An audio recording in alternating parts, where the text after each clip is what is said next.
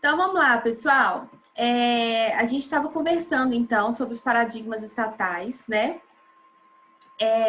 Falamos tudo aqui sobre o Estado de Direito Liberal, né? Os principais pensadores.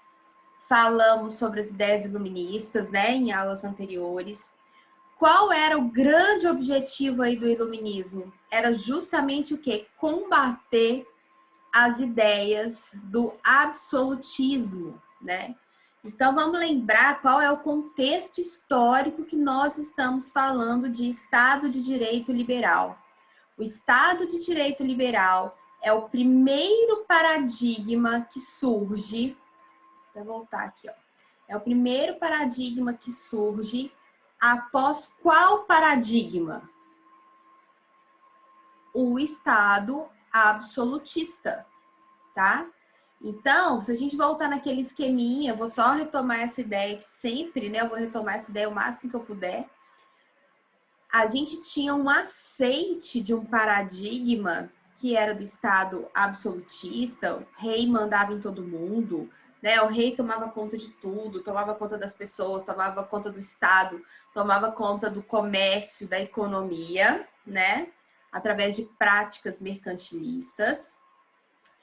Essa situação que rendeu séculos aí, né, principalmente no continente europeu, e claro, também pingando aqui no continente americano, né, de uma maneira geral, a partir de observações anômalas, né, aqui a gente pode entender até que o próprio movimento iluminista começa a perceber quais são os defeitos, perceber que tem poucas pessoas sendo privilegiadas, né? Apenas os nobres, apenas aquelas pessoas que tinham hereditariedade, certo? Tinham privilégios, grandes privilégios. Aí vocês voltam naquele filme lá da Maria Antonieta para lembrar. E a partir disso, peraí, tá errado. A população aqui se ferrando, a burguesia, que era um grupo específico de pessoas que tinham dinheiro, o comércio dependia deles, a economia do Estado, dos estados dependiam da classe burguesa, e eles não tinham privilégio nenhum, pelo contrário, toda vez a carga de impostos aumentava mais ainda sobre as costas deles, né? Então, eles começam a questionar aquele modelo anteriormente aceito, e esse modelo aqui absolutista anteriormente aceito, ele entra em crise.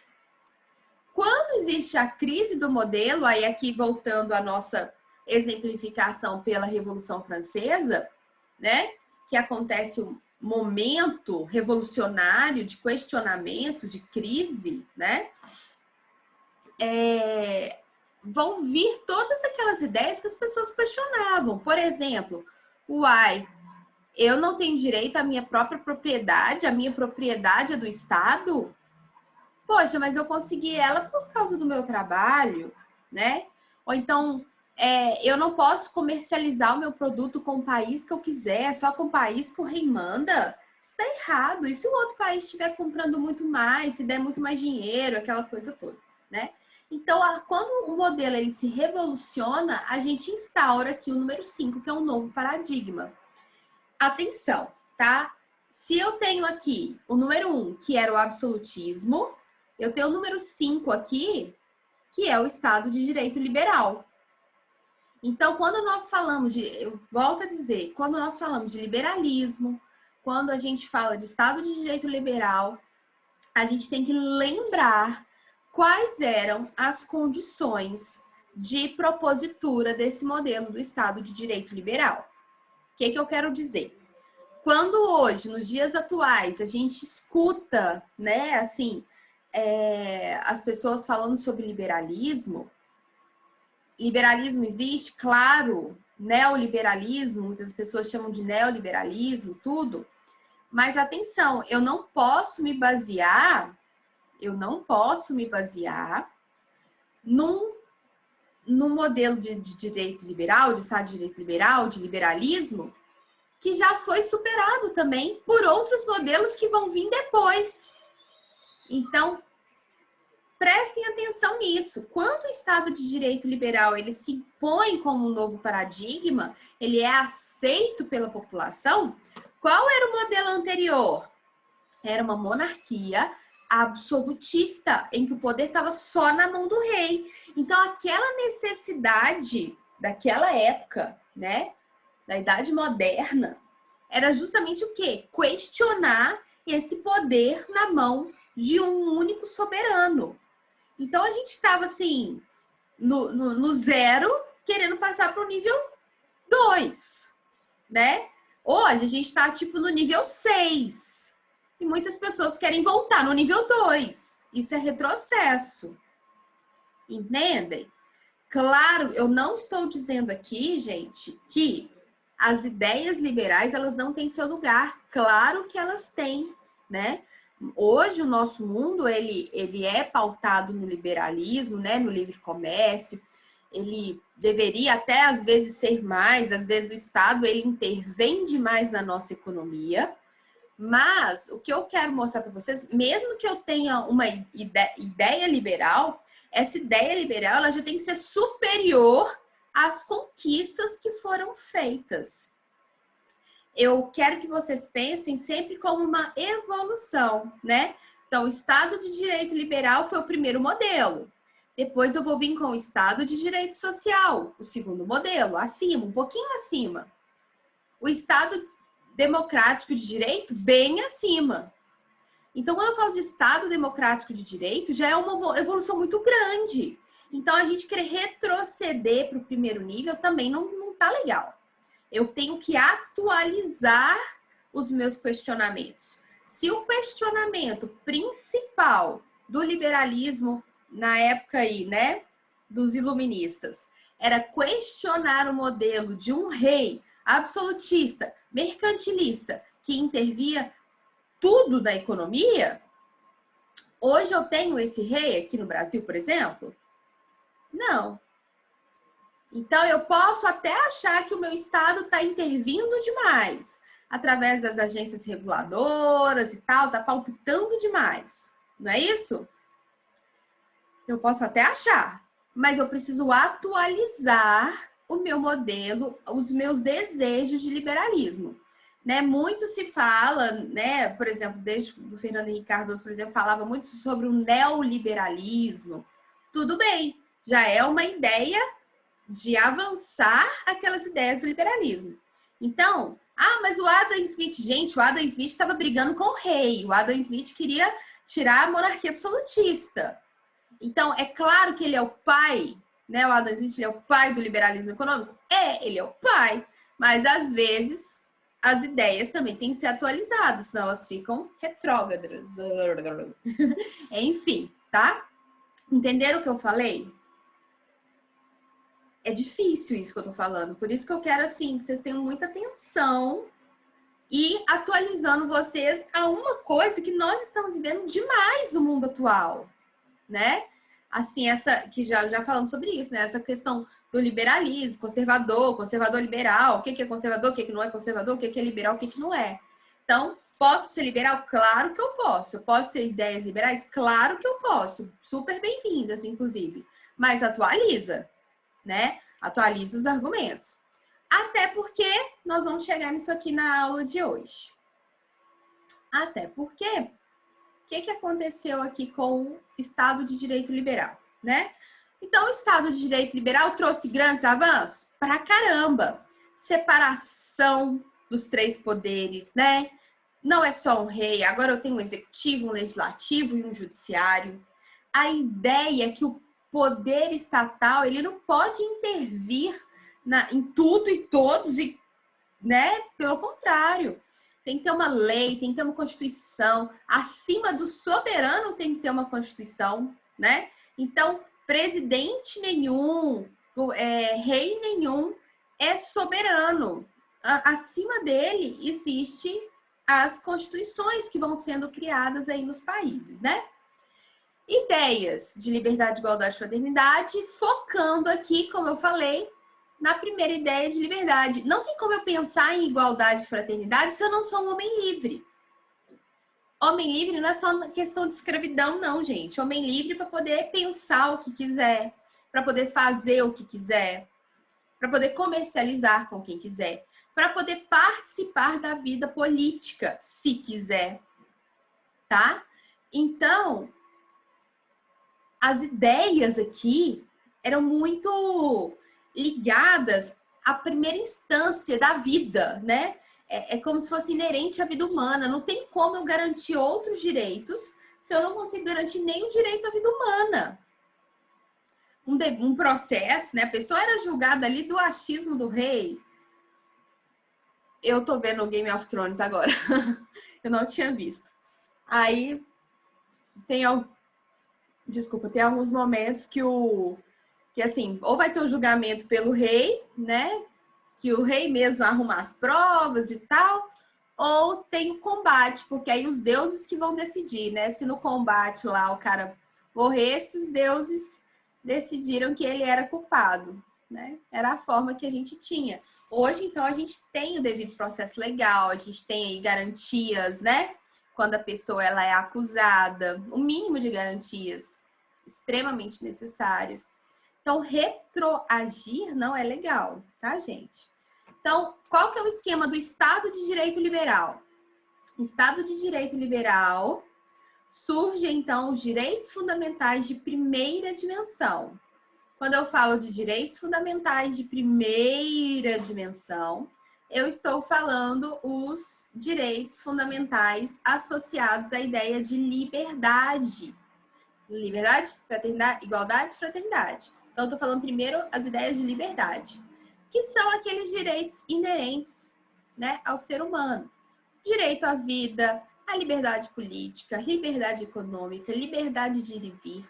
E inclui-se também nesses direitos fundamentais de primeira dimensão a própria ideia de propriedade privada. Beleza? Beleza. Aí, olha só qual é a questão. No mundo livre, em que todos podem fazer o que quiser e que o Estado quase não intervinha, o que começa a acontecer no mundo? Quem sabe me sugerir isso? Agora, beleza, gente, somos livres. O Estado não mete o bedelho aonde ele não é chamado. Na economia, não mete o bedelho nas nossas relações pessoais, não mete o bedelho nas nossas relações trabalhistas. O que vai acontecer nesse Estado de Direito Liberal? Quem consegue me falar para eu poder anotar aqui a participação?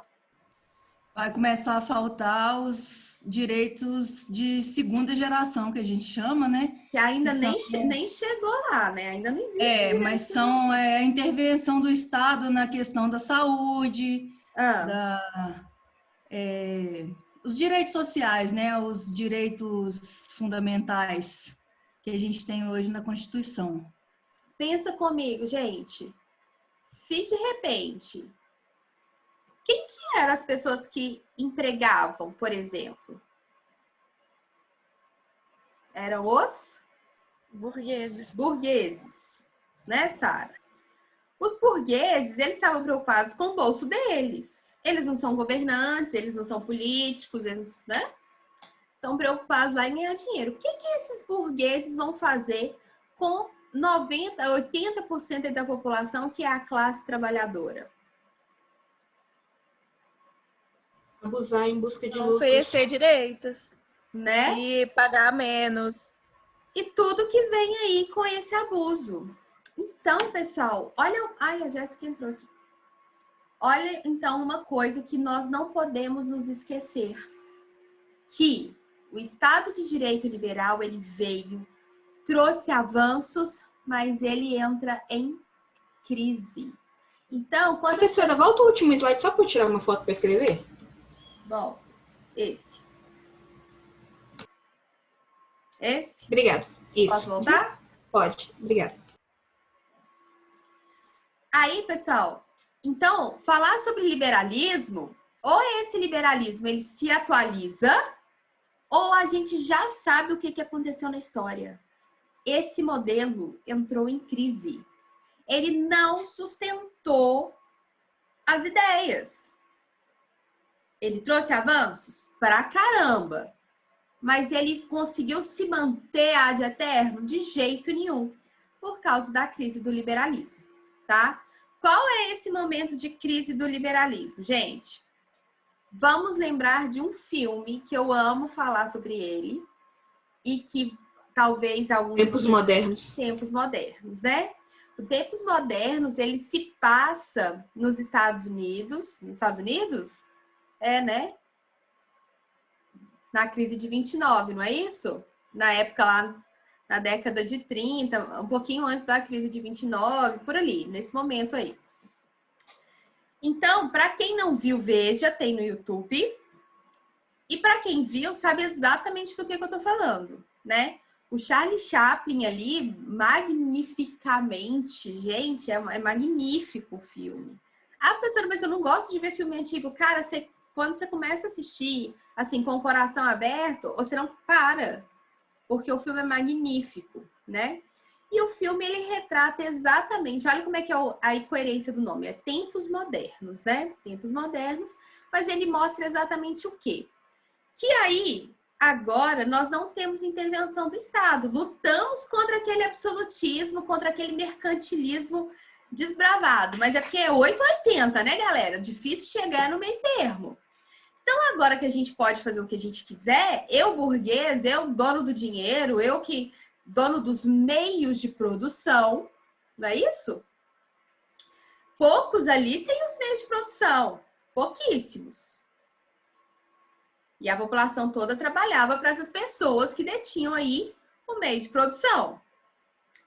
Como eu tenho aí os meios de produção na minha mão e as pessoas precisam de mim para poder comer, para poder trabalhar, para poder ganhar o dinheiro para comprar o pão de todo dia, eu começo a abusar dessas pessoas, né? Então, a gente tem diversos retratos aí na história que a gente sabe o que acontecia, por exemplo, né, com as mulheres, que as mulheres trabalhavam às vezes 16 horas por dia nas fábricas lá na Inglaterra, né? Dormiam na própria fábrica. Por quê? Porque não podia perder tempo indo embora para casa. Morava na periferia, não tinha transporte público, né? Enfim, ou tinha muito precário. E aí as pessoas, elas dormiam na própria empresa, não voltavam para casa. As mulheres, filhos, crianças, não tinha idade mínima de trabalho, gente. Né? Então, se eu tinha um filho de 8 anos, eu levava comigo para o trabalho para a gente ganhar mais dinheiro, para a gente poder comer mais, comer melhor, né? Então, e cada vez mais os donos dos meios de produção, sem uma intervenção do Estado, não era isso que a gente lutava? Pela não intervenção estatal na economia? Só que se eu tiro totalmente a intervenção estatal na economia, o que acontece? Tempos modernos, né? Porque o Estado não está ali nas relações trabalhistas, o Estado não está ali nas relações que são chamadas do direito privado ali, né? E aí o que vai acontecer? Pessoas exploradas, ganhando pouco, cada vez menos, diminuindo o salário, desemprego, né? Assim, loucamente. Já não tinha mais aquela ideia de que o rei tinha que alimentar a população, né? Então, cada um cuidava de si. Os meios de produção na mão de pouquíssimos, que cada vez mais explorava o trabalhador, cada vez mais, sem nenhum direito trabalhista, gente, sem nenhum direito trabalhista, né? O que mais? O que acontecia nesse momento? As pessoas passavam fome. Quando as pessoas passam fome, elas roubam. Aumenta a violência. Então, a própria casa do senhor liberal, do senhor burguês, do senhor dono e proprietário aí dos meios de produção, ele também sofria com esse modelo de liberalismo. Ele acabava por sofrer o próprio modelo de opressão que ele também fazia. Porque as cidades ficavam mais violentas, as pessoas roubavam, as pessoas matavam, né? Sem contar com zero segurança de trabalho. Ali a gente estava no começo da Revolução Industrial Então, por exemplo, máquinas, fábricas funcionando a todo vapor, né? Não tinha segurança, as pessoas trabalhavam sem equipamentos de segurança, mortes no trabalho, pessoas que ficavam doentes. Não tinha Estado para proteger essas pessoas, não tinha Estado para garantir saúde para essas pessoas, né? Quiçá direitos trabalhistas. Porque o Estado é o Estado mínimo. A ideia foi Estado mínimo. Beleza? Então, beleza. Então, o que a gente sabe dessa história toda? Que o liberalismo, nessa forma proposta lá pelo Adam Smith, nessa forma proposta pelos movimentos iluministas liberais, também não deu certo. Isso quer dizer que eu não posso ser da linha liberal na atualidade? Claro que eu posso, mas eu preciso atualizar essa linha. Por quê? Aí muita gente, mas o mercado tem que ser assim mesmo. Lei da oferta e da procura, né? A economia, ela anda com suas próprias pernas. A partir do momento em que a população tiver mais necessidade, o preço dos produtos podem subir, ou então quando a oferta é muita, a demanda é pouca, o preço dos produtos abaixa, e por ali vai, né? Todos aqueles regulamentos aí de economia, né? Então, atenção! O próprio Estado de Direito Liberal, que veio com ideias muito maravilhosas, ele também entra em crise e ele não se sustenta, tá? E aí a gente entra no momento que a gente chama de crise do liberalismo. Pessoal, só mais um detalhe aqui importantíssimo para vocês saberem.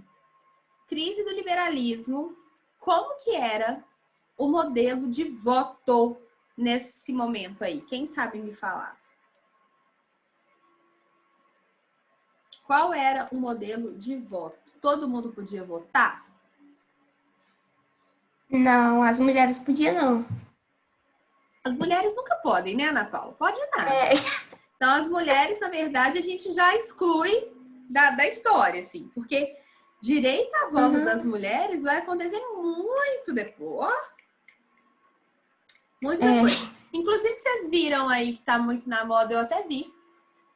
O Enola Holmes. Vocês viram na Netflix? Eu vi, adorei. Não. Muito legal, né? Muito bom. E a ideia é justamente aquela, que as mulheres ali naquele momento do filme estavam lutando ali pelo voto, né? Pelo voto, participação feminina na política e por aí vai, né? Muito legal. Assim, eu achei que poderia ter sido melhor, sabe? Mas é legalzinho. Assim, poderia ter sido melhor, mas é legalzinho. Mas enfim, por que eu tô falando disso? Porque eu lembrei do filme e eu perguntei... Qual foi a pergunta que eu fiz? Tô meio retardada. Perguntei... qual que era o modelo de voto que a gente tinha? Não é essa questão, Ana, da mulher. A mulher, minha filha, esquece. Quem que podia votar? Eu acho que só as pessoas que tinham poder econômico que podiam votar. Não tenho certeza. Voto, como é que chama esse voto? Quem sabe me falar? Gente. A Aline falou direitinho, só pessoas que tinham poder econômico. Esse modelo tem um nome. Como que chama esse modelo de voto?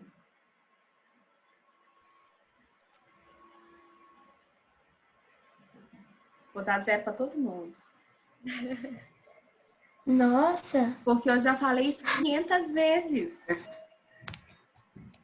500. Ricardo, Matheus, Jéssica, Bárbara.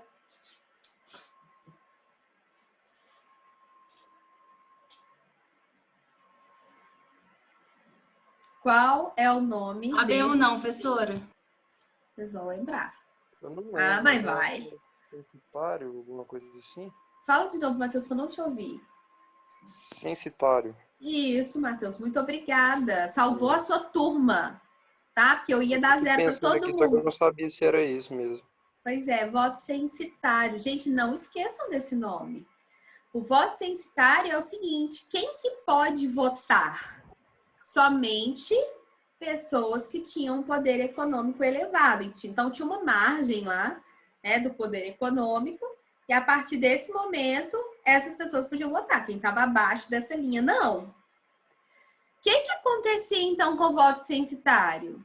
Quem que eu, que tinha dinheiro, burguês, votava? Em quem, gente? Em quem representava eles, ué, que Em também quem representava eles, né? Quem está pensando como eles, né? Quem vai garantir direitos para eles fazerem o que eles quiserem, né? Não é isso, gente? Não é isso? Então, por exemplo, eu preciso explorar mais ainda o meu trabalhador. Eu vou votar, eu que tenho dinheiro, que posso votar, vou votar em pessoas para o meu Congresso Nacional, para o meu parlamento na época, em pessoas que vão fazer leis, que o Estado intervenha cada vez menos, que eu tenha liberdade de poder fazer o que eu quiser com essas pessoas, só não podia escravizar, porque a escravidão estava sendo banida. Mas tirando a ideia da escravidão, eu podia pagar o mínimo aí necessário para as pessoas sobreviverem. Não era salário mínimo, né? Era o mínimo para a pessoa comer e vir trabalhar no outro dia. Somente. Quase uma escravidão. E aí, pessoal, o voto censitário, então, ele fazia com que homens livres que podiam votar, eles tinham, então, uma determinada renda. Como eles tinham uma determinada renda, eles só elegiam para o parlamento pessoas que representavam eles. Ok? Então, essas pessoas que representavam não estavam preocupadas com a população, não estavam preocupadas com direitos trabalhistas, com direito à saúde para todos, educação para todos. Não, eles estavam preocupados em cada vez mais garantir a liberdade econômica das pessoas que tinham dinheiro. Ok? Só um segundo, gente. Vamos ver se está tudo certo aqui.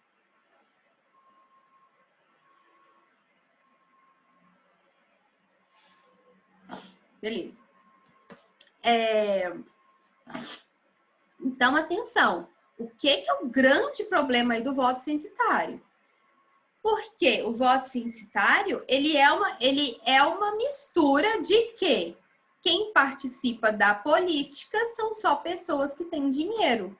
Aí a minha pergunta vai, pessoal, cadê a liberdade nessa história toda? Foi pro buraco. Entende, Ana? Então, peraí, eu lutei pelo liberalismo, o Estado virou Estado de Direito Liberal. Olha isso, olha como é que é incoerente. Mas o voto censitário fazia com que participava da política são só as pessoas que tinham dinheiro. Se quem participava da política eram só pessoas que tinham dinheiro, cada vez mais liberal, né? Cada vez o Estado intervindo menos, cada vez mais os donos dos meios de produção podendo fazer o que eles bem entendiam, e a população cada vez mais à margem da sociedade. Então, o liberalismo ele tem esse defeito, que é, à medida que eu não tenho muitas regras, né, muitas leis que determinam direitos básicos para a população, como a Aline já adiantou, a gente vai falar dos direitos fundamentais de segunda dimensão, né? A gente vai ter uma porçãozinha de pessoas dominando economicamente, e não é só economicamente, dominando politicamente, gente. Dominando a política. Então, as leis que são feitas são apenas leis que vão ajudar as pessoas que já são ricas. Então, o liberalismo econômico, ele tem dessas. É uma falsa ideia de liberdade. Porque quem vai ter liberdade, na verdade, são as pessoas que estão participando da política. Quem participa da política? São só as pessoas ricas. Ricas que eu digo assim, quem tem dinheiro, quem está ali acima daquela renda para o voto censitário. Beleza? Nesse momento, gente, eu já tenho uma segregação social muito grande. E aí eu volto no filme Tempos Modernos. Quem não assistiu, assista para vocês entenderem o que eu estou falando, né? Então, a gente tem aí o Charlie Chaplin, a gente tem aí todo mundo passando fome ali, né? Eles lutando ali contra a fome, trabalhando. Enfim, aí eles inventam máquinas que vão diminuir cada vez mais o trabalhador de sair ali da área de emprego, né? Então, é o modelo fordista, vocês devem ter estudado isso no colégio, né? O fordismo. Então, ele está lá pregando parafuso, aí vem a máquina com a comida, né? E ele não precisa nem parar de trabalhar. Ele come o milho lá sem precisar de parar de trabalhar. Então, esse modelo, ele era surreal. Então, vocês entendem como é que o liberalismo, ele é liberal? Isso é importante vocês entenderem. Quando eu trago a crítica para a atualidade, é essa. Já vimos que um Estado totalmente liberal também não funciona. Porque as pessoas que têm poder econômico e poder político, eles vão abusar das pessoas que não têm. Porque não tem um órgão aí que vai intervir nas relações trabalhistas, nas relações de saúde, etc. Só que olha que incoerência. Se eu não dou saúde, eu não tenho trabalhadores para poder trabalhar para mim. Né? As pessoas vão morrer. As pessoas, elas começam a adoecer, febres, né? Começa, enfim, saneamento básico, né? Não estou falando de saneamento básico. Então, a crise do liberalismo, ela é muito forte. Então, vamos voltar lá no nosso modelinho. Vou voltar aqui, ó. Vou voltar no nosso ciclo. Olha que interessante, gente. Quem que tá agora no número 1? Quem sabe me falar que tá no número 1? De direito social. Estado de Direito Liberal. Ah, que tá no... Ok. Estado de Direito Liberal. Quer dizer, as pessoas mudaram o paradigma. Saí do absolutismo, passei para o Estado de Direito Liberal. O Estado de Direito Liberal começa a ter observações anômalas, né? As pessoas começam a perceber que tem alguma coisa errada. Quando eu começo a perceber coisas erradas naquele modelo, esse modelo entra em crise e vamos ter um novo paradigma. Vamos chegar lá. Então, é o seguinte. Quando a gente entra, que eu falei aqui, né? Na crise do liberalismo, este momento, anotem isso aí que eu vou falar. A crise do liberalismo se confunde com a instauração do outro paradigma que nós vamos estudar, que é o paradigma do Estado de Direito Social. Então, primeiro aqui, ó, absolutismo. Ó, meu mouse aqui, ó, absolutismo. Crise e revolução. Implementação do Estado de Direito Liberal. Crise e revolução. Implementação do Estado de Direito Social. Vamos começar nele agora. Então, crise do liberalismo. Meios de produção na mão de poucos. Exploração da classe operária. Péssimas condições de trabalho. Coloca aí um pause aí. Então, é isso. Voto censitário. Quem votava, só quem tinha dinheiro. Quem tinha dinheiro são essas pessoas aí que são os donos dos meios de produção, os burgueses, né? Então, as leis que surgiam não surgiam para beneficiar o pobre, o trabalhador. Pelo contrário, surgiam para permitir que cada vez mais eles fossem explorados. Péssimas condições de trabalho, não tinha segurança, deixava as pessoas doentes. Doença, gente, é problema público, né? Quando as pessoas estão doentes, olha que caos que se torna uma sociedade. A fome é um problema. As pessoas com fome, olha que elas morrem, elas roubam, né? Violência aumentando todo dia, dia após dia aí, ó. E aí? Tinha alto índice de alcoolismo também, né, professora? Alcoolismo, tudo, né? Tudo que podia tirar as pessoas daquele estado, né? A violência. Aqui, até assim, até jogos também, né? As pessoas, elas viam, enfim, saídas, às vezes, em jogos, né? Aquelas coisas todas da Idade Moderna. E por aí vai. Pessoal, então, o que vai começar a acontecer? Movimento importante. Exploração da classe operária, péssimas condições de trabalho. O que começa a surgir dentro das próprias fábricas? O chamado, famoso, tão falado, né, e tão temido muitas vezes por nós, classe média, né? Surgimento dos movimentos operários e os partidos dos trabalhadores. Olha que interessante.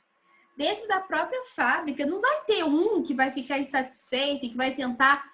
Galera, isso aí tá errado, vamos movimentar, vamos fazer isso aqui, vamos fazer um motim aqui, vamos parar de produzir por um dia. Greves, né? Greves nas fábricas, em fábricas essenciais, até greves gerais, né?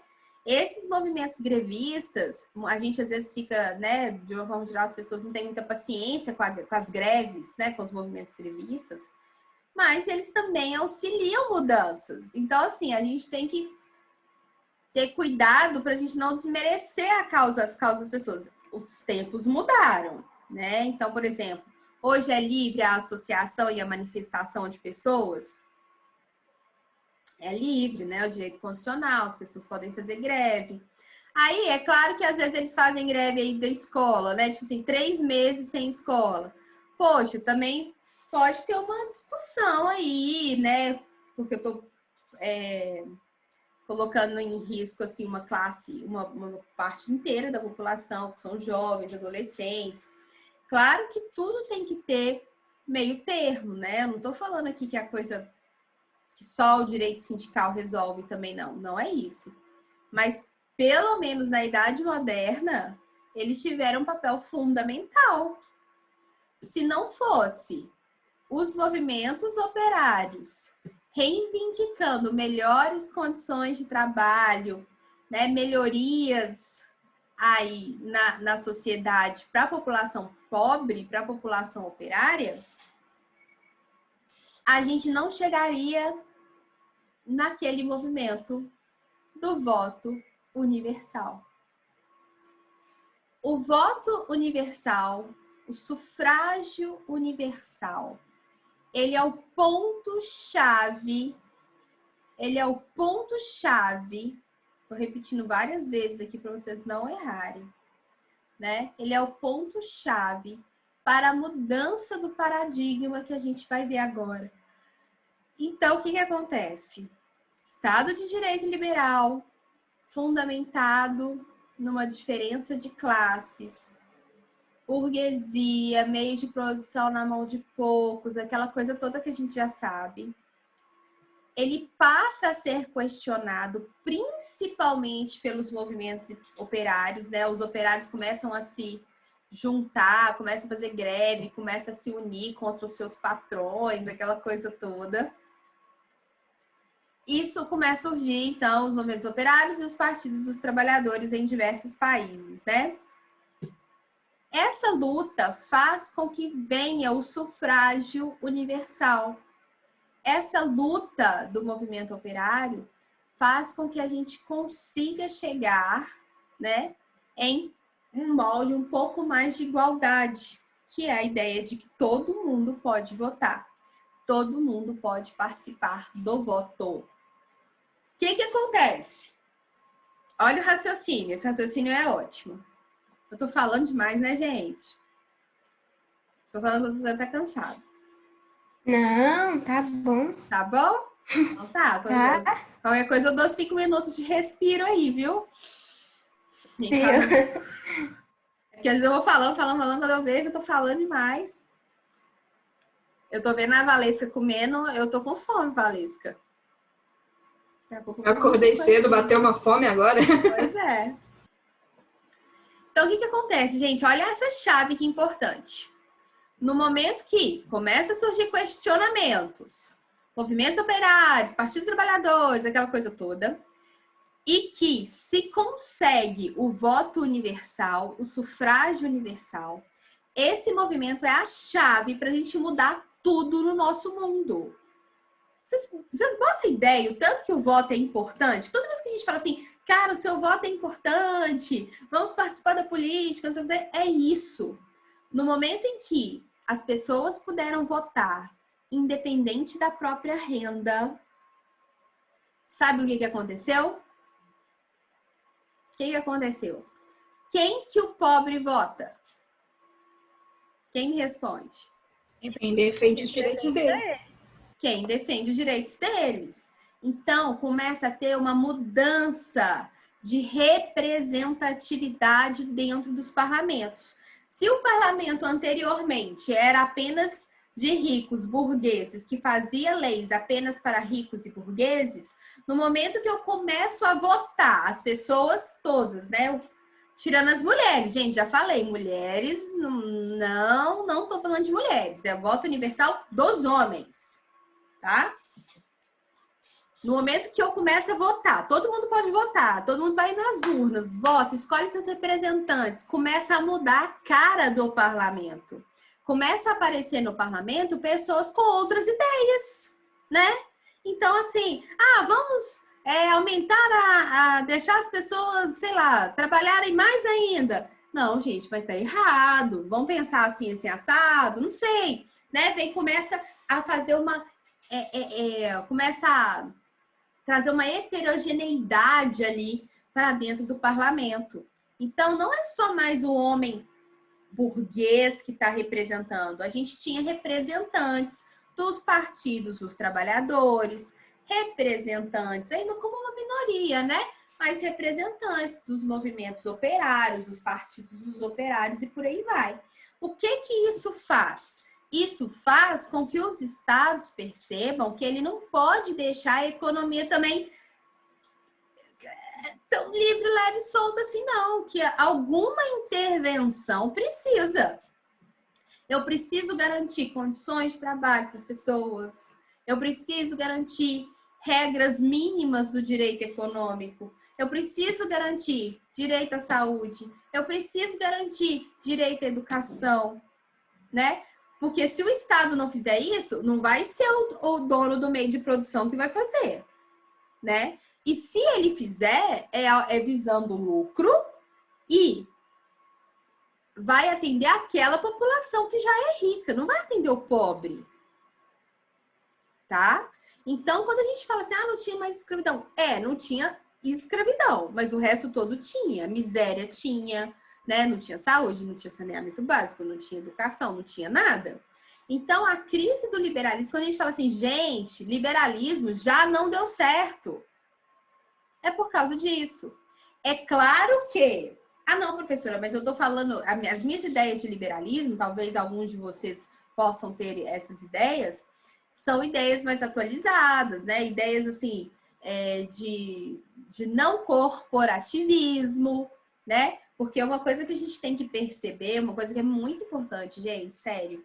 No dia que vocês aprenderem isso, assim, a chave da gente muda de verdade. O problema não é socialismo, não é Estado de Direito Social, Estado de Direito Liberal, liberalismo. Não é isso. O problema se chama corporativismo. Entendam o que eu estou falando. O problema não é se eu sou social e se você é liberal, ou se você é social e eu sou liberal. Vocês são visões. O problema é que no Estado de Direito Liberal eu tenho o corporativismo. E aqui também, no Estado de Direito Social também. Porque eu no poder, eu privilegio meus amigos. Né? Eu no poder, eu privilegio as pessoas que me bancam, que bancam as minhas campanhas. Não sei, né? Então, quem que vai ganhar as licitações? Sabe? Então, vamos pensar na quantidade de bancos que a gente tem aqui no Brasil. Nós temos 5 bancos. Nós temos 3 empresas aéreas. Nós temos 4 empresas de telefonia. Sabe? Existe crise para os donos dessas empresas? Não existe crise.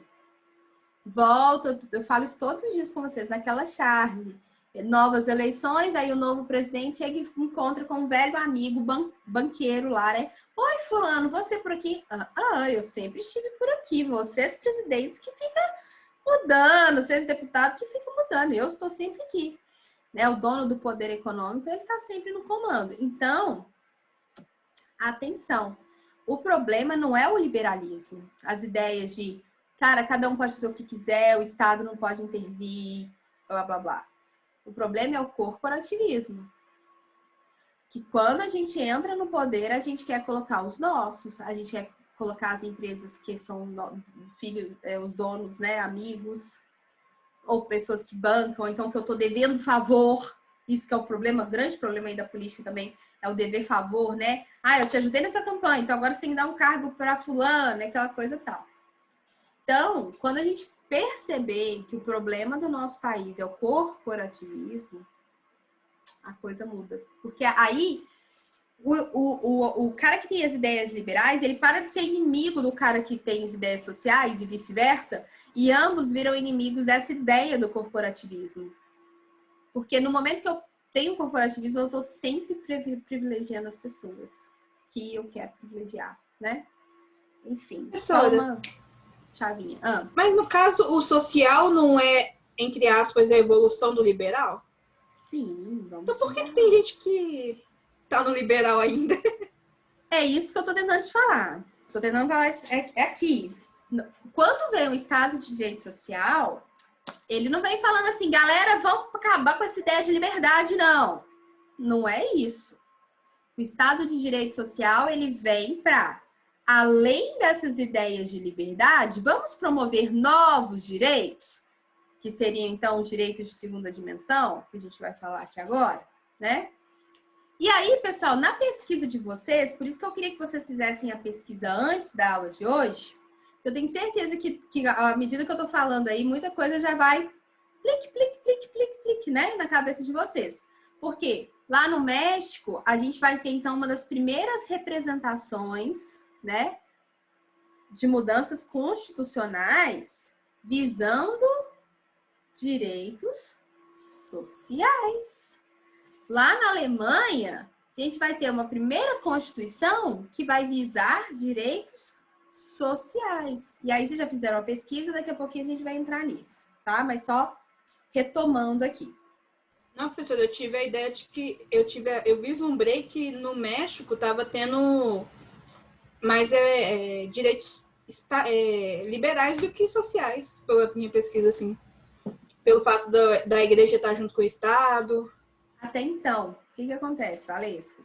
Primeiro, essa ideia de igreja e Estado, a gente já sabe que não dá certo, né, gente? Fundamentalismo aí, olha aí o nosso Oriente Médio, isso aí também não dá certo. Os modelos absolutistas, todos aí da Idade Média, não deu certo, né? Igreja e Estado são coisas que tem que vir à parte, uma coisa não pode depender da outra. Mas são essas constituições, Valescas, que vão trazer minimamente direitos sociais, minimamente direito do trabalho, né? Constituição mexicana vai trazer as ideias de direito do trabalho. A Constituição da Alemanha de 19, que é a chamada Constituição de Weimar, né? Vai trazer direitos sociais, como educação, saúde para todos. Coisas que hoje a gente se baseia.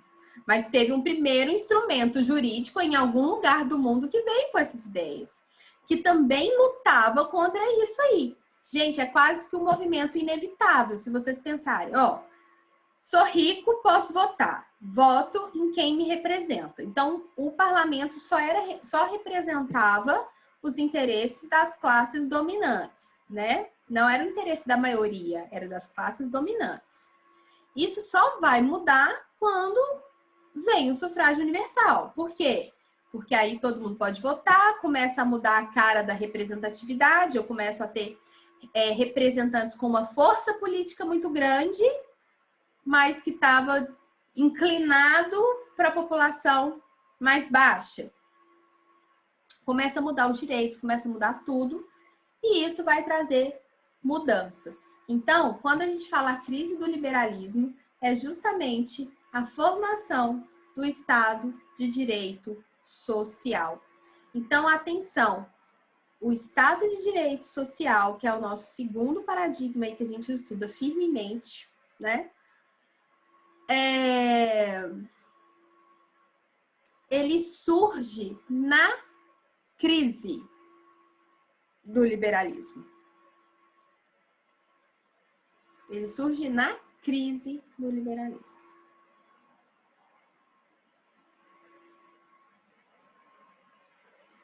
Beleza, gente? Ricardo, você não falou nada comigo hoje, você tá aí?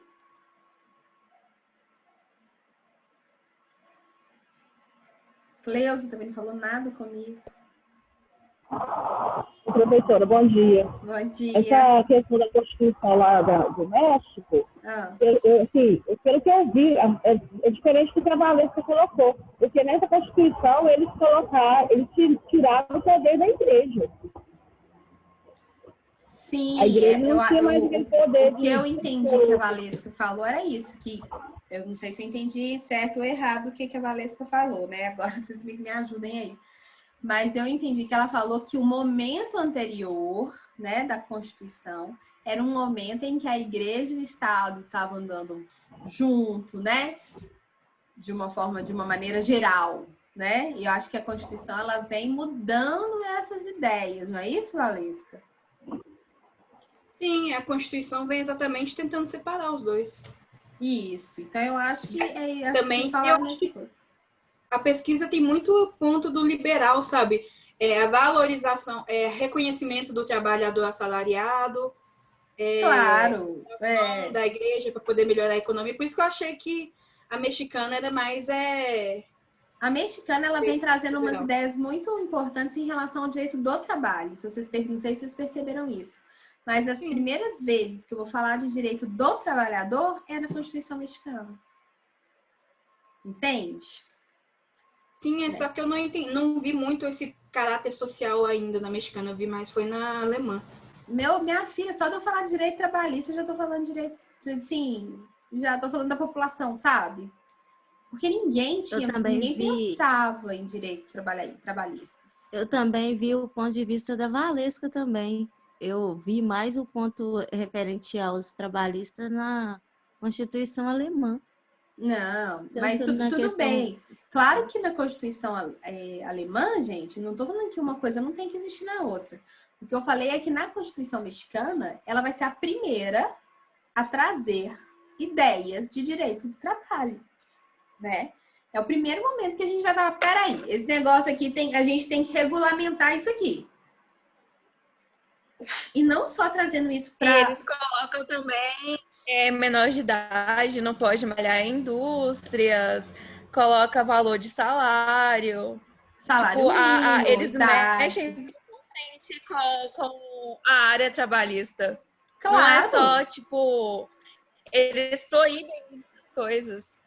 Exatamente, gente. Esse é o ponto da questão, né? Então, de repente, eu tô saindo de um modelo estatal que não tinha nenhuma intervenção nessa área, porque considerava-se o direito do trabalho como uma esfera privada, né?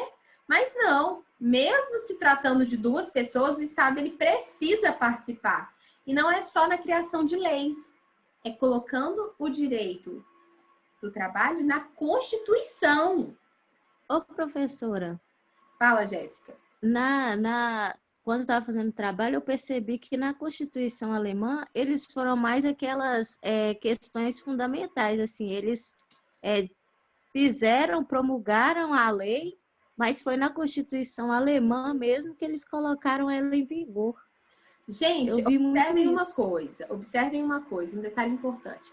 O Estado de Direito, por que é Estado de Direito? Alguém se questionou isso? Por que a gente fala Estado de Direito Liberal, Estado de Direito Social, Estado de Direito Democrático?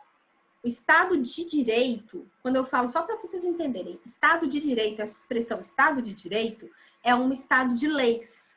É um Estado em que eu tenho o parlamento criando leis. Porque antes, no absolutismo, não tinha leis, não tinha direito, não tinha nada. Então, o Estado de Direito é a hora que os parlamentares votados começam a criar leis.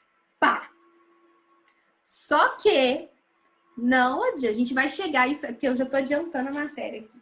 Mas lá no Estado Democrático de Direito, a gente vai perceber que não adianta só ter leis. Eu preciso ter o mandato numa coisa muito maior. Então, por exemplo, eu preciso garantir esses direitos fundamentais a nível constitucional. Eu não posso ter esses direitos apenas em leis, eu preciso ter eles a nível constitucional, porque nem o governante, nem o soberano pode sobrepor a esses direitos, que são esses direitos fundamentais de primeira dimensão, que são as ideias de liberdade. E aqui nós vamos começar a falar dos direitos fundamentais de segunda dimensão, que são os direitos fundamentais ligados à ideia de igualdade. Pensem comigo, sem liberdade eu não tenho igualdade, tá? Então aqui eu tô falando de direito de saúde, educação, direitos trabalhistas, direitos previdenciários, tá? Eu começo a trazer direitos, por exemplo, aqui foi no governo de Vargas, no Brasil, que a gente começa a ter os direitos trabalhistas, né, que vai ter a CLT e tudo. Então, são momentos muito posteriores. Então, o que acontece, pessoal? Atenção, né? O Estado de Direito Social, ele não vem aqui falando assim, ó, o negócio é o seguinte, vamos acabar com essa ideia de liberdade. Vamos acabar com essa ideia aí que você pode comercializar o produto que você quiser. Não é isso. O Estado de Direito Social, em tese, tá? É o seguinte, gente, legal. Beleza, você pode comercializar o que você quiser, você pode colocar o preço no seu produto que você quiser, mas você tem que respeitar minimamente o salário mínimo, minimamente os direitos dos trabalhadores. A gente tem que... O Estado, ele vai precisar ter condições mínimas aí de saúde, por exemplo, vacinação, né? O Estado vai ter que promover isso. Então, o Estado não pode tirar o corpo fora e falar, burgueses, comandem o país. Não é isso. A burguesia pode continuar dona dos meios de produção, como são até hoje. Né? Como são até hoje. Hoje a gente tem pequenas parcelas da população que detêm um grande capital econômico. Né? O resto é resto, até hoje, nos dias atuais, em todos os países, Estados Unidos, né?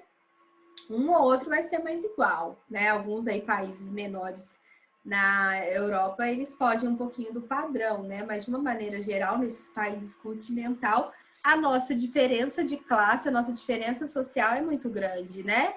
A gente vai ter representantes aí da classe AA e representantes da classe ZZ, né? Que aqui no Brasil a gente é ABCD, sei lá, né?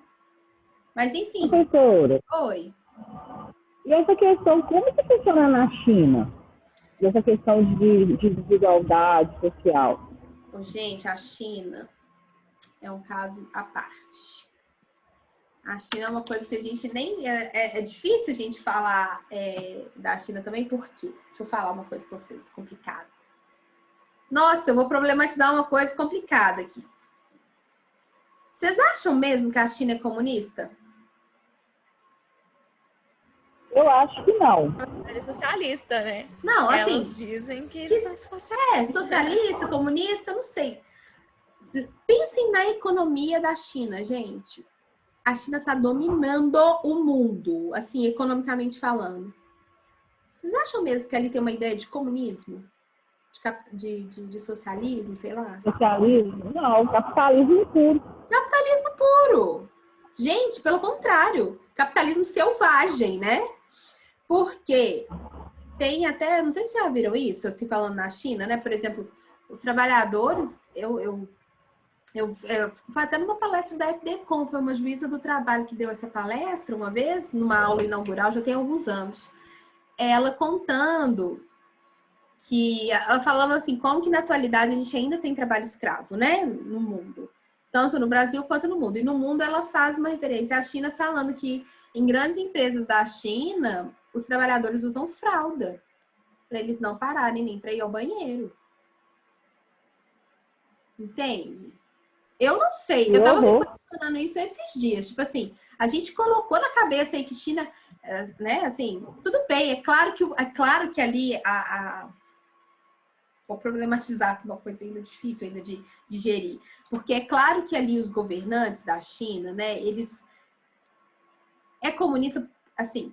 É comunista não, né? Socialista ali, nem sei se a gente pode falar isso, mas por um lado, por exemplo, aquela questão de Vocês já viram esse documentário? Tem um documentário muito antigo, acho que vocês não devem ter visto, porque ele é muito antigo, dessa época que vocês nasceram. O que fazia com as crianças meninas, mulheres da China?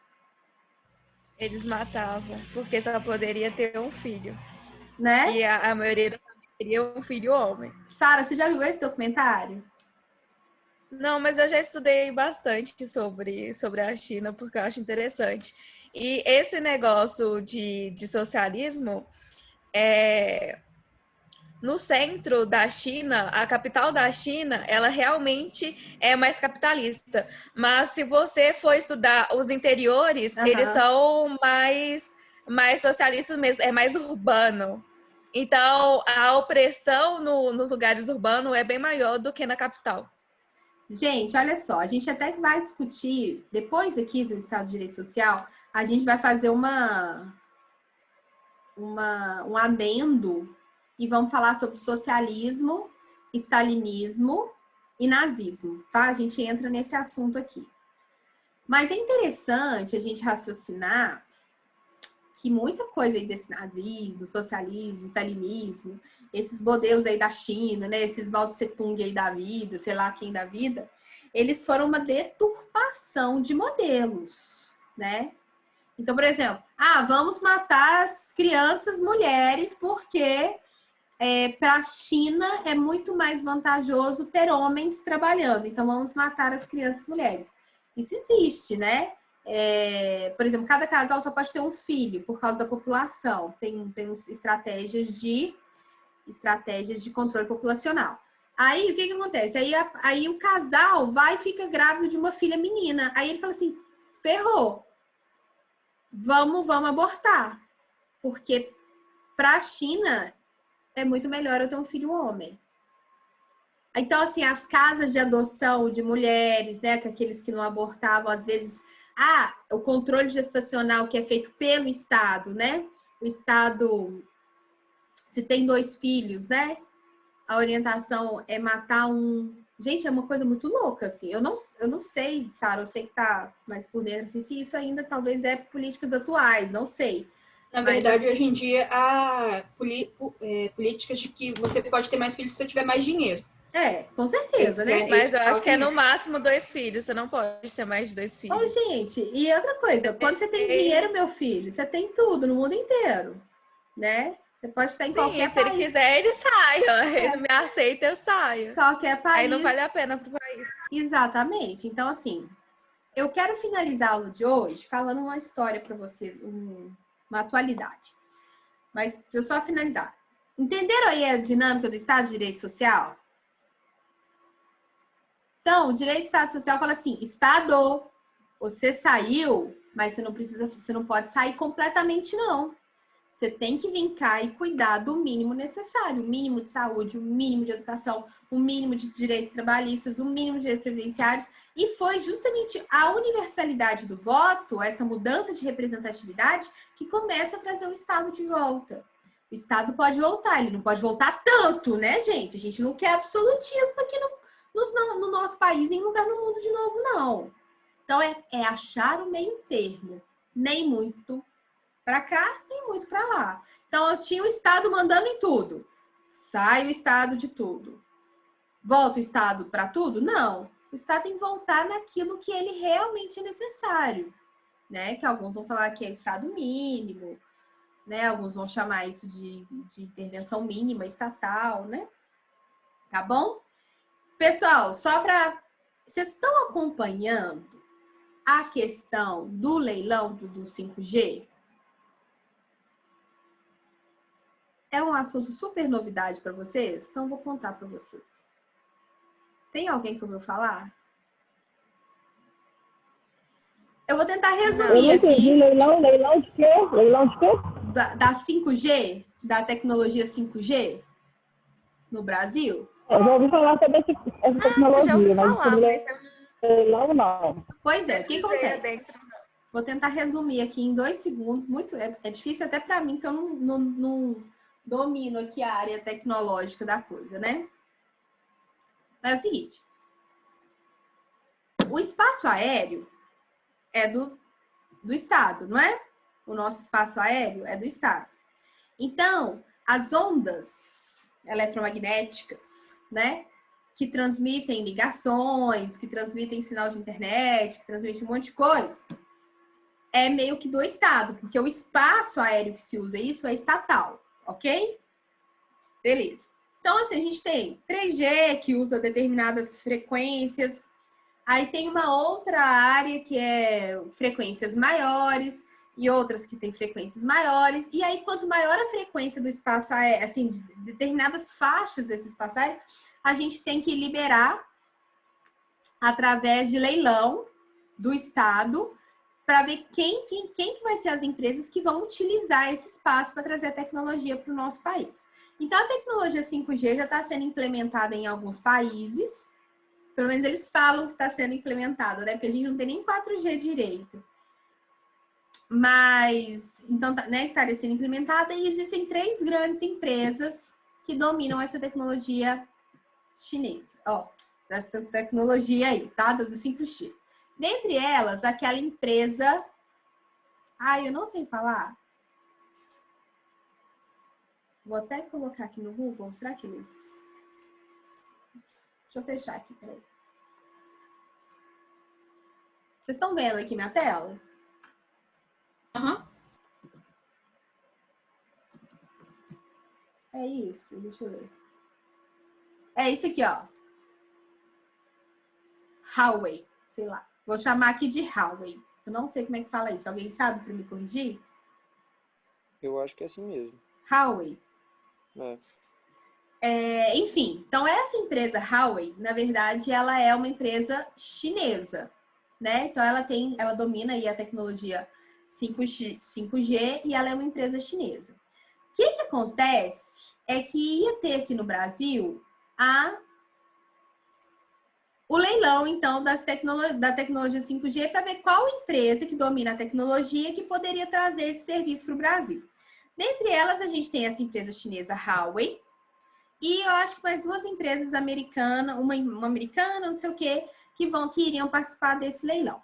Antes de ter o leilão, começou a surgir uma notícia que essa empresa Huawei, que está presente já em vários países, inclusive nos Estados Unidos, eles estariam vendendo informações dos Estados Unidos, da França, Inglaterra, não sei da onde, para o governo chinês.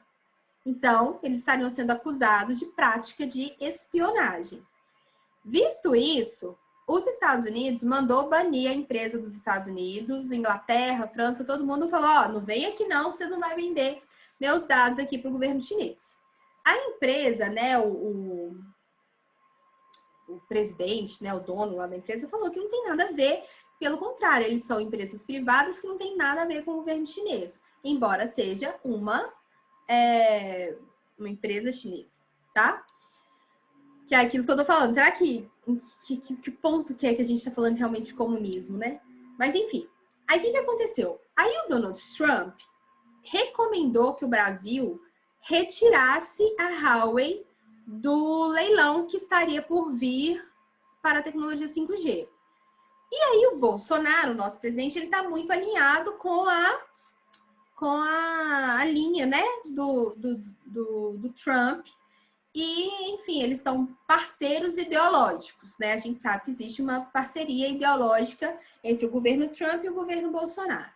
No entanto, essa ideia de banir a Huawei do Brasil, antes mesmo do leilão acontecer, o que vai acontecer? A Huawei, ela tinha a tecnologia que dominaria o 5G pelo preço mais barato.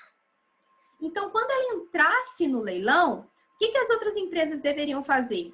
Abaixar o preço delas também, né? Então, aí elas seriam aí concorrentes, aí aquela que oferecesse o melhor serviço pelo menor preço, conseguiria, então, entrar no espaço aéreo brasileiro para trazer a tecnologia 5G. No entanto, o governo Bolsonaro meio que já falou que, então, que não ia deixar a Huawei participar do leilão. Só que se a Huawei não participar do leilão, essas outras 2 empresas que têm a tecnologia, eles elevariam o preço às alturas, absurdamente. E para nós, população, se esse serviço chegar, ele vai chegar super absurdo, o preço super alto, então não atenderia aí às nossas necessidades. Então, olha que foda, né? Desculpa aqui o palavreado. Mas aí eu tirei uma empresa que traz o melhor preço e um dos melhores produtos do leilão. Então, eu não obrigo mais as outras empresas do leilão a diminuir os seus preços, né? Então, eu já trago a tecnologia com preço alto para o Brasil por causa de uma questão de ideologias políticas. Não ideologias econômicas, ideologias políticas. Por quê? Não se sabe ao certo se essa denúncia ela tem fundamento. Tanto que em Portugal, Espanha, eles mantiveram a Huawei e falaram que não tem nada disso e que eles vão continuar com a empresa, com a Huawei no país, porque o preço e serviço dela é ótimo. Mas, enfim, qual que é a problemática? Por uma convergência ideológica do nosso representante com o representante dos Estados Unidos, pode ser que a gente não traga o melhor para o brasileiro. Vocês entendem o que eu quero dizer? A gente vai deixar de trazer uma empresa chinesa porque ela é chinesa, né? Sendo que a China, ela é muito mais parceiro econômico do Brasil do que o próprio Estados Unidos.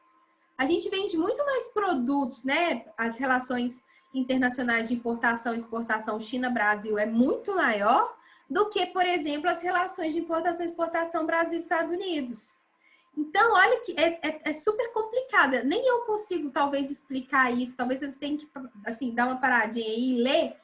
Mas olha que delicado. Então, por uma questão de convergência ideológica entre Brasil e Estados Unidos, eu elimino uma empresa capitalista, uma empresa da nossa possibilidade de leilão, da nossa possibilidade de serviço. E quem que vai ganhar? Uma empresa norte-americana. Então, existe toda uma intenção por trás de falar que a Huawei está vendendo a tecnologia, está vendendo os dados para a China, né, para o governo chinês. Então, enfim, não sei. O que é melhor para as relações diplomáticas Brasil e Estados Unidos? Será que é a melhor relação, é o melhor para nós, população? Então, isso tudo a gente coloca em xeque, né, um pouquinho. E aí, eu volto já emendando aqui a discussão daquele negócio da Coronavac, vocês viram? Do Dória, confusão generalizada lá? Sim. Nossa! Aí, porque a vacina ela é chinesa, o governo Bolsonaro já tinha falado que não ia entrar nenhum produto chinês no Brasil. Então, assim, um monte de gente falando que não vai vacinar se a vacina for chinesa. Aí eu até vi uma charge que eu falei, gente, é isso aqui.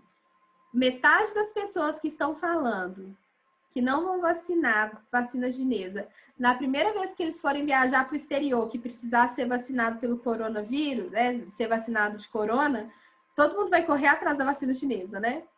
Quando a classe AA quiser fazer sua viagem lá para... A gente está num retrocesso tão grande que assim, é anormal o retrocesso que a gente está tendo, velho. A pessoa negar a vacina. Vacina, né, gente? Como assim? A outra charge que eu vi também foi assim. Não é só a vacina do coronavírus. Várias doenças estão retornando. Ficou um pouquinho falhando, Sara, mas eu entendi o que você disse. Porque agora as pessoas estão com uma coisa, né? Não vou vacinar, não vou vacinar, não vou. Engraçado, inclusive... não sei se vocês sabem, mas a indústria que fez a Coronavac, ela é a mesma indústria que nós recebemos a vacina para o H1N1. Sabe essa vacina que a gente vacina todo ano aí de gripe? Que a gente vai ali no posto de saúde e vacina?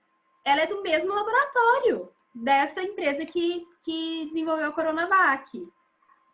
Ô, professora, mas em partes faz sentido, porque eles não falam que quem trouxe essa coronavírus não foi de lá. Então, tá sendo algo meio que econômico. É de lá que veio, é de lá que vai sair a cura, é de lá que tá saindo todos os produtos. É meio estranho. Eu entendo, Jéssica. Eu entendo o que você está falando. Como é que a China já está preparada com tantos EPIs, com tanto equipamento, antes mesmo do vírus chegar, né? As pessoas questionando. Mas será que é uma questão mesmo, assim, que a China com seu plano diabólico, quer dominar o mundo e vai adoecer todas as populações de terceiro mundo? Será que tem sentido isso? Sendo que a população de terceiro mundo é uma das que mais consome os produtos chineses? Ah, professora, eu vou falar a verdade. A maioria das pessoas em relação a dinheiro se tornam cegas. Quando envolve dinheiro, eles fazem qualquer coisa prejudicial às outras pessoas. O Bolsonaro não quer aceitar a vacina, sendo que ele tem que ver a população, a maioria, e ele não quer por egoísmo. Então, a senhora pode ver essa situação. Não, eu entendo. E quem sou eu para falar quais são as intenções de outros países, né? Quem sou eu? Eu não tenho nem conhecimento para falar isso, né? Porque, Agora, querendo ou não, assim eles disseram, que ninguém sabe se isso foi comprovado ou não, que o prefeito de lá, ele já sabia dessa coronavírus e escondeu tudo. Diz que escondeu para ninguém ficar sabendo. Mas isso não cheira um pouquinho a fake news, não, Jéssica? Cheira um pouquinho também, fake news, sabe? Eu não sei. Você lembra quando estava rolando a fake news falando que as máscaras iam vir da China para as pessoas não utilizarem as máscaras chinesas porque elas iam vir totalmente contaminadas para quando as pessoas... Verdade. Gente, sério, né? Sério, né? Então, assim, a gente também... É complicado isso, assim. Mas o que eu tô falando é o seguinte, quais são as intenções? A gente tem que lembrar da guerra, né, dos Estados Unidos e China, as duas maiores potências econômicas mundiais. E o que isso realmente representa para o nosso país? Sendo que as nossas relações ideológicas estão muito alinhadas com as posições ideológicas dos Estados Unidos, mas não necessariamente a gente tem as mesmas condições financeiras dos Estados Unidos. Tipo assim, os Estados Unidos é país de primeiro mundo, gente. A gente é país de terceiro mundo, né? Então, assim... Assim, é país de primeiro mundo, mas tem um tanto de gente morta, né? Então, assim... Muita gente morta, inclusive, né, gente? E aqui... Eu acho que ele aqui é o país que foi mais afetado pelo Covid. Porque também a população é muito grande, né? Mas você vê que na própria China eles controlaram bem, né? Assim, controlaram bem. Sim. Mas controlaram. Os Estados Unidos não... Pra mim, isso cheira a boicote. Boicote contra a China. Porque, velho, se eles criaram o vírus, não tô nem aí, eu só quero a vacina. Tipo assim, criou o vírus. Paciência, criou. E agora? Você já tava... E agora eu quero a vacina. E agora eu quero a vacina. Se eles vão ganhar com isso, que bom. O primeiro vai ganhar, né? O primeiro que traz. E aí eu vi na reportagem ontem, nem sei se é verdade. E o preço da vacina da China não vai ser caro, que eles estavam em média de R$40 que eu vi. Mas quando chegar aqui no Brasil vai ser caríssimo, pode ter certeza. Não, isso já seria o preço no Brasil. Porque a questão é o seguinte, que o SUS não vai aplicar a Coronavac. Que essas vacinas que foram compradas pelo governo de São Paulo, porque o que rolou? A confusão é mais ou menos isso. Que o Dória, lá em São Paulo, comprou as vacinas. Não foi? Não é rede pública, SUS, não. É o estado de São Paulo que vai vacinar a população de São Paulo. Não é a população brasileira. Entendeu? Aí, gente, é complicado lá. Aí o Dória ainda virou e falou o seguinte, não, gente, comprar é uma coisa, vacinar é outra. A gente está comprando, mas não significa que a gente vai vacinar a população. Então, para que você está comprando? Então, para vender mais caro depois, né, professora? Não sei. Ele só quer ter o poder de que eu tenho a cura. Aí depois as pessoas vão atrás dele procurando por um preço absurdo. É igual os respiradores de ar. Quase ninguém tinha e depois foi um absurdo. E aí o que aconteceu? As empresas vendendo produtos que normalmente, vamos supor, um respirador que, sei lá, custaria R$30 mil, na época do corona eles vendendo por R$50 mil, né? Viu? Enfim, gente, polêmicas, não sabemos o que é verdade e o que é mentira, a gente tem que estudar, né? Não é só ver o que está na televisão, é ler, entrar na internet e estudar mesmo. Professora, ser sincera para a senhora tem razão em uma coisa, quando ela diz que tudo é retrocesso. Realmente, Se você for analisar os estudos que a gente teve no seu trabalho da Constituição Alemã e a Constituição Mexicana, é o que está acontecendo agora. Os maiores, eles tomam conta para que a minoria fica, tipo, à mercê do nada. Então, gente, quando eu falo assim, né, tomar muito cuidado com essas ideias, a gente fala assim, eu sou liberal, governo liberal. É bom liberalismo? Pra caramba, tá? Mas tem que ter um mínimo de intervenção. Então, assim, é complicado. Isso tudo, eu não tenho... Gente, eu não tenho. Tô longe de mim aqui, por favor, né? Acharem que a minha opinião é a opinião certa. Beleza? Longe de mim. Pelo contrário, quando eu problematizo aqui, é justamente para ouvir vocês, ouvir o que vocês... Às vezes vocês estão vendo muito mais televisão até do que eu, tá? Aqui em casa eu não tenho televisão. Não tem televisão na minha casa, sabia? Então, assim, eu não vejo jornal, não vejo, né, televisão e tal. Eu só, assim, minha principal fonte de notícias é a internet mesmo. E na internet a gente é bombardeado o tempo todo, né, por notícias que a gente não sabe se são verdadeiras ou se são falsas. A gente não tem como confirmar isso o tempo todo. Assim, tem que ir em sites confiáveis e tal. Mas a ideia aqui é a gente problematizar, né? Problematizar paradigmas, problematizar ideias que estão sendo colocadas na nossa cabeça sem a gente ser crítico, tá? Então, a intenção aqui desse negócio do leilão de 5G, do Coronavac, é pra gente pensar. Não ficar só do lado que a gente gosta. Vamos aprender a questionar, principalmente o lado que a gente gosta, né? Eu acho que a ideia é essa, é questionar tudo. Vamos questionar aquele que a gente é contrário, mas vamos questionar aquele que a gente gosta. Eu tenho que colocar aquele que eu votei, aquele que está no poder, aquele que eu queria que estivesse no poder, em questão para eu saber as ideias dele. Então é isso. Tá bom? Pessoal, continuamos na próxima aula, tá bom? E aí vocês vão me falar um pouquinho sobre a pesquisa de vocês.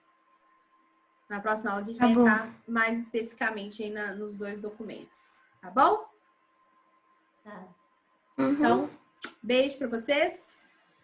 E até quarta. Beijinho, essa semana aqui. Boa semana, Semana que vem, tchau. Tchau, tchau.